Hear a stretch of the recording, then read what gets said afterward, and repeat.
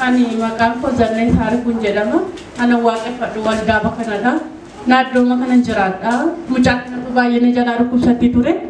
Halkan bakaateetu boossee baay'ee boossee saarkaa keessa isaatii saddeetidha. Boossee baay'ee dugdatti baadhee fuudheetaniini baay'ee boossee waraabessi tolchidine jetti. Dureen nama corte jetti. Duddi koo hin dhiiga jetti. Baay'ee boossee.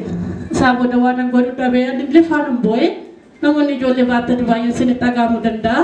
Baay'ee boo'ee bakka waan godhu dhabee ganama yeroo kaatu miilli ishee tokko naafatee dhaabachuu dadhabee miilli ishee tokko waan godhu dhabee nan boo'ee mana kimiin geessu jedhee guyyaa ayyaana sanyii halkanii ture. Roobii ganama immoo as kadhannaatu jira. Fideetanii dhufee ganama fidee dhufeetanii achirra kaayatanii nan kadhadhee raajiin faasi kadhatanii umarra raajiitti dubbadhee. Raajiitti dubbannaan maqaa Yesuusiin hafuura budaati jedhanii harkuma isaanii irra kaadhaniitu qabanii madhiisanii maqaa Yesuusiin jedhanii. Seeraan hin kadhanneefi waan ta'eef natti argama maaliif hin kadhanneefi raajiin jedheetanii baay'een mameen.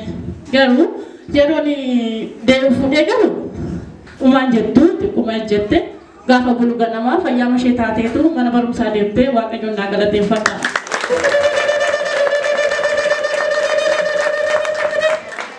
Dhugaatiin kun lammaffaa immoo baay'ee mishuma dhukkuba.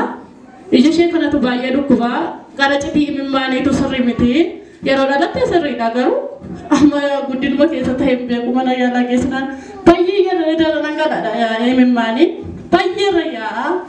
Isaa booda mana yaalaa geessinaan gara citiitti imimmaaniitu sirrii miti waan ta'eef Phaawulositti riifarii barreessinaaf jedhanii baay'ee rayyaa imimmaan zayitiin asiitii bitadhee qaba.